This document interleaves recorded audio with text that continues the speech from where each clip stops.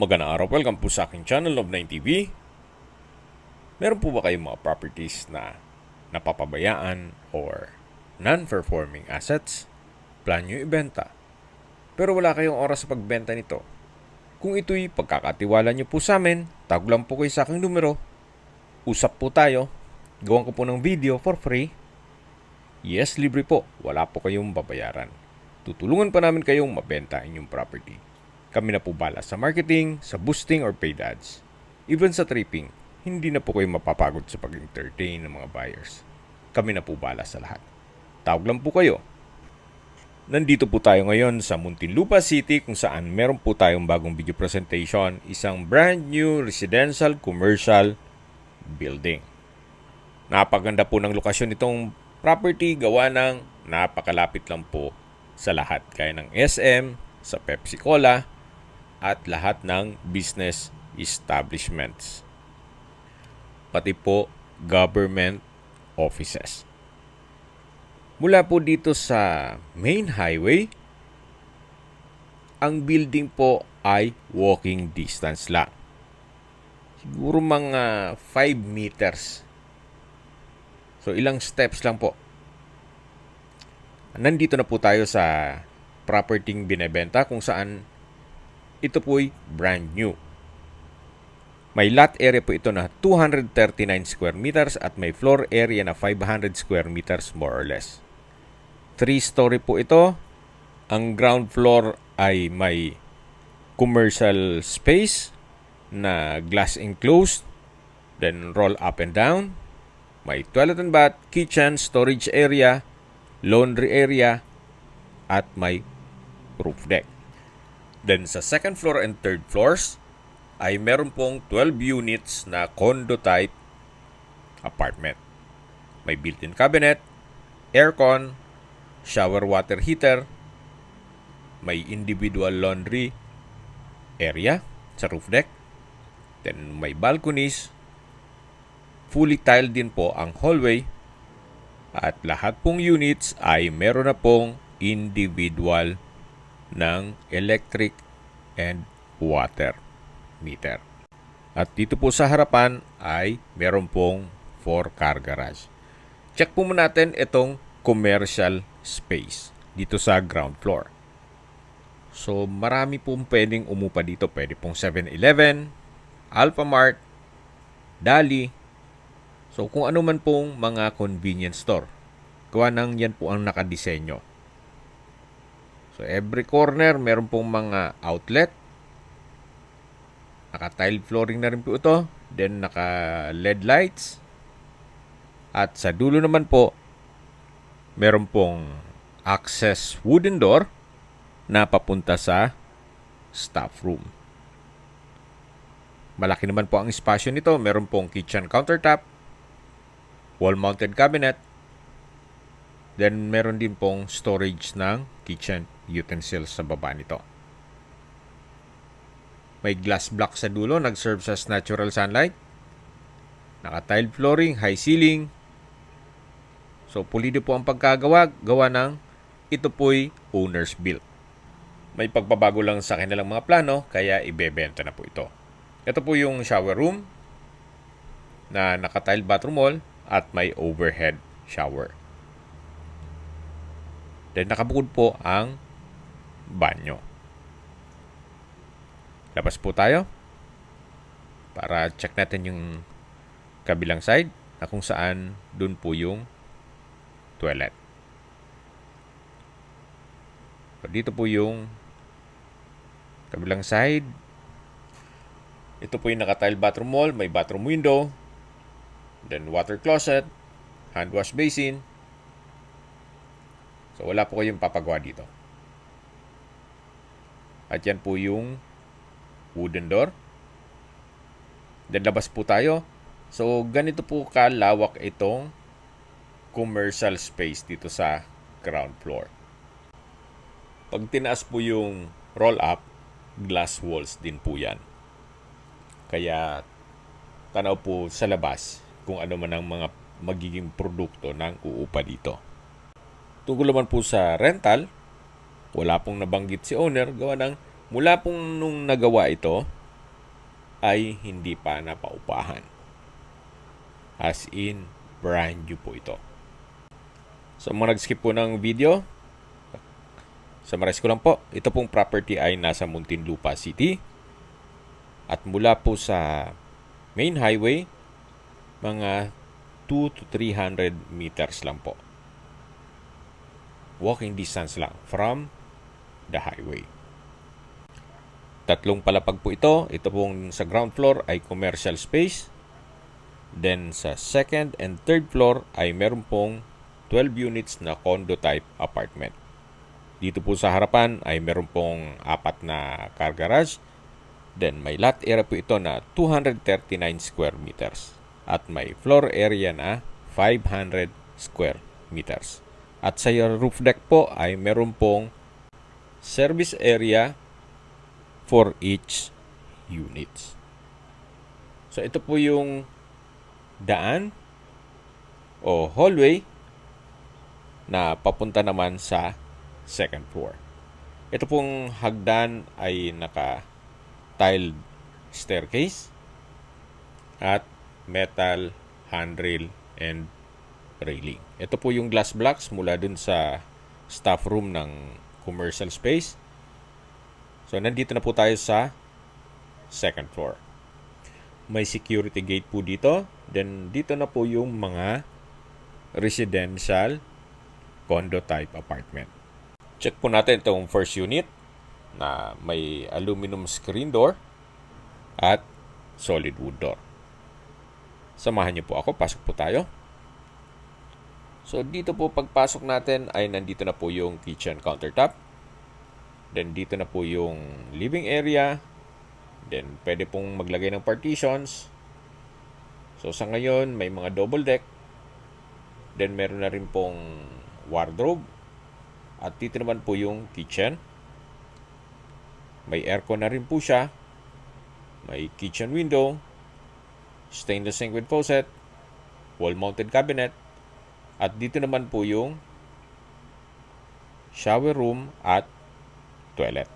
So, ang ganda po dito sa disenyong to, kung sakali man na nagmamadali yung mag-shower, nakabukod po siya. So, hindi mo na kailangang mag-antay dun sa gumagamit ng banyo. Meron na rin pong water heater set, naka-tile bathroom wall, bathroom window, etong shower room. Then dito naman po yung toilet, kung saan kumpleto na rin po. May hand wash basin, water closet, tissue holder, tile bathroom wall, at bathroom window. High ceiling din po siya. So ito po yung first unit. Then meron pong sliding glass window with the screen. Nag-serves as natural ventilation. So, komportable po ang uupa sa inyo dito. Gawa ng malaki naman ang espasyo. Ito po yung hallway kung saan naka-tiled flooring na rin po ito. At yan pong nakikita nyong unit 1, 2, 3, 4, and 5 is identical lang po nung first unit. So, kung anong nakita nyo doon, halos same lang po ng floor plan. Lahat po din may cabinets at may aircon. Then, ito pong balkonahe ay meron din pong fire exit. So, ganun din po sa likod, meron din pong balkonahe. So, mula po yan sa third floor, pababa sa ground floor. Naka-tile flooring na rin po dito at stainless po itong railing at handrail. So yan po yung mga condo type apartment unit.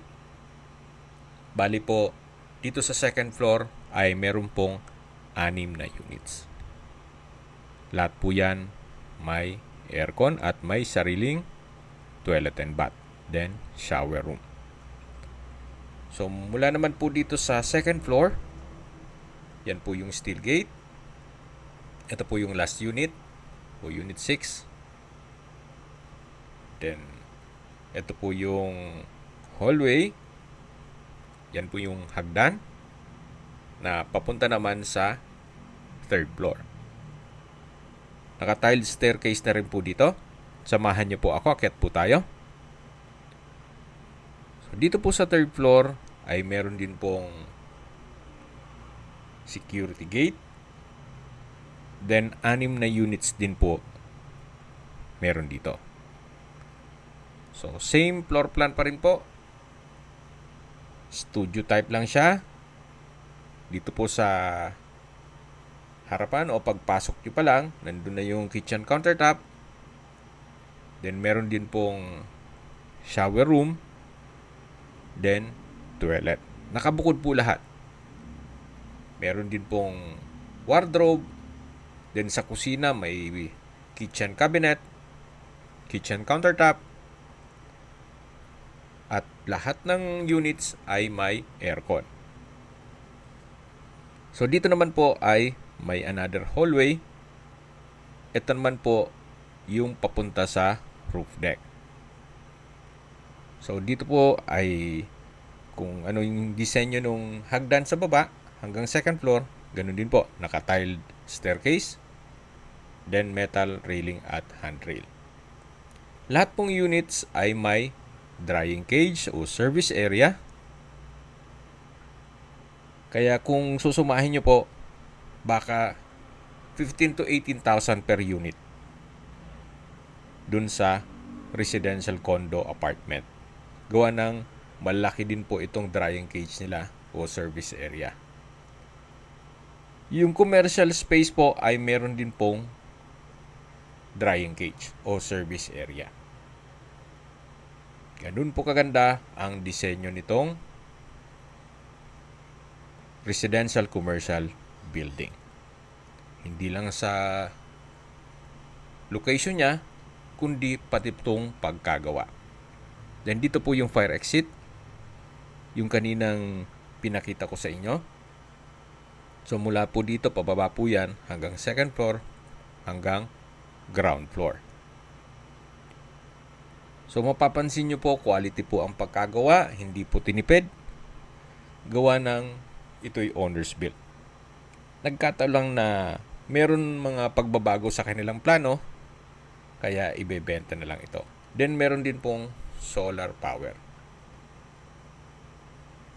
Okay, sa distance, location at travel time portion na po tayo. Ito pong property o itong building ay malapit po sa lahat.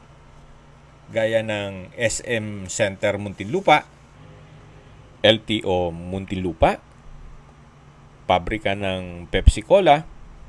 Malapit din po ito sa Mercury Drug, Chowking, Burger King, McDonald's, at iba pang business establishments. Pati po government offices. Ang distance is 700 meters lang po.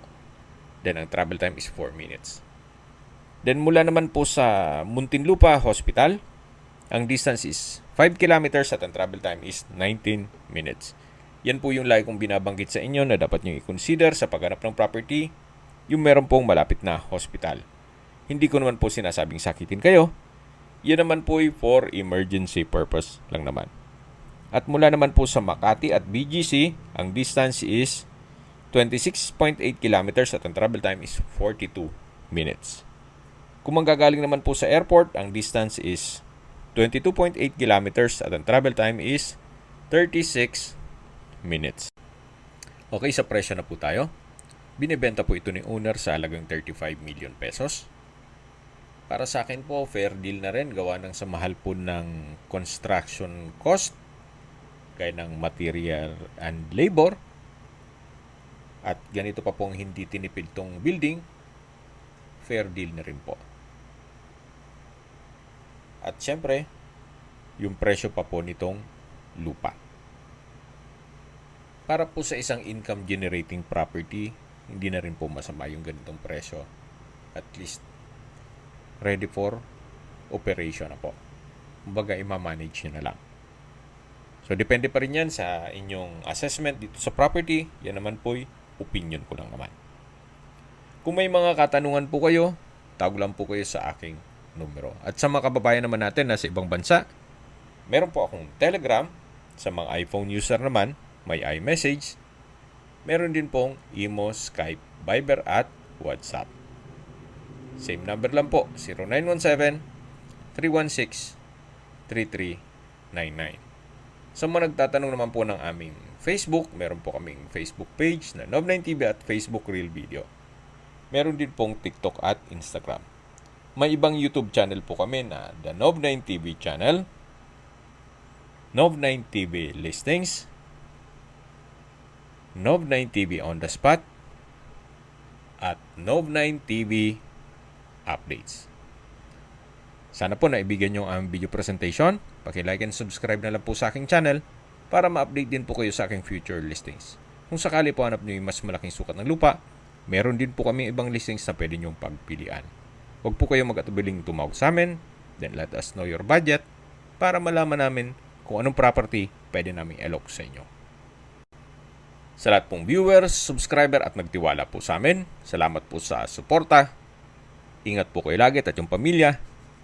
Maraming salamat po.